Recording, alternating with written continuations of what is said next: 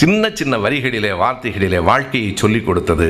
நாம் கண்டிப்பாக நெஞ்சத்தில் நிறுத்தி கொள்ள வேண்டிய இந்த பாட்டின் வரிகளை மட்டும், நாம் கண்ணதாசனுடைய மற்ற வரிகளெல்லாம் மறந்துட்டாலும் வாழ்க்கையில் நினைத்து கொள்ள வேண்டிய ஒரு திரைப்பட பாடல் வரியை மட்டும் சொல்லுகிறேன். வாழ்க்கை என்றால் 1000 இருக்கும், வாசல் தோறும் வேதனை இருக்கும், வந்த துன்பம் எதுவென்றாலும் வாடி நின்றால் ஓடிவிடாது. என்ன வழி? வாழ்க்கை என்றால் 1000 இருக்கும், வாசல் தோறும் வேதனை இருக்கும், ஏதாவது அதிலிருந்து தப்பிக்கிறதுக்கு வழி இருக்கா? 2 வரிகளில் வழியை சொல்லிக் கொடுத்தார். அந்த 2 வரிகளிலே கவிஞர், உனக்கும் கீழே உள்ளவர் கோடி, நினைத்து பார்த்து நிம்மதி தேடு. அவ்வளவுதான் வாழ்க்கை.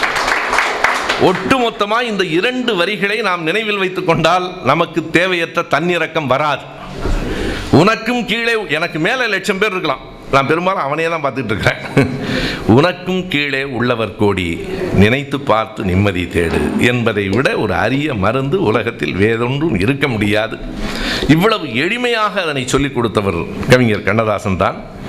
புறநானூற்றில் இதே போல ஒரு வரி உண்டு. அந்த வரி மக்களை சென்றடைந்திருக்க வாய்ப்பு இல்லை.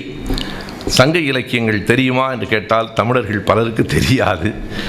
அதிலே புறநானூற்றில் ஒரு பாட்டு, இந்த உலகம் கொடுமையானது தான், பக்குனியார் என்று ஒரு புலவன் பாடிய பாட்டு. இந்த உலகம் கொடுமையானது தான், அவன் அதை மறுக்கலை. ஆனால் நீ புத்திசாலியாக இருந்தால் அந்த கொடுமையான உலகத்துக்குள் நல்லவைகளை தேட கற்றுக்கொள் என்பதுதான். இன்னாது அம்மை உலகம் இனிது காண்க அதன் இயல் உணர்ந்தோரே. நீ புத்திசாலியாக இருந்தால், அறிவாளியாக இருந்தால், வாழ்க்கை இப்படி இருக்கேன்னு நினச்சி அழுதுகிட்டே இருக்கிறவன் ஒரு நாளும் புலம்புவதால் பொழுது விடியாது. இந்த உலகம் கொடுமையானது தான், இன்னாது அம்மை உலகம் இனிது காண்க அதன் இயல்பு உணர்ந்தோரே. இந்த உலகத்தின் இயல்பு இதுதான் என்று புரிந்து கொண்டவர்கள் இந்த கொடுமையான உலகத்துக்குள்ளிருந்தும் நல்லவைகளை தேடி கண்டுபிடித்து வாழ கற்றுக்கொள்ளுங்கள் என்று புறநானூற்று புலவன் சொன்னதை மிக எளிமையாய் கவியரசர் சொன்னார்.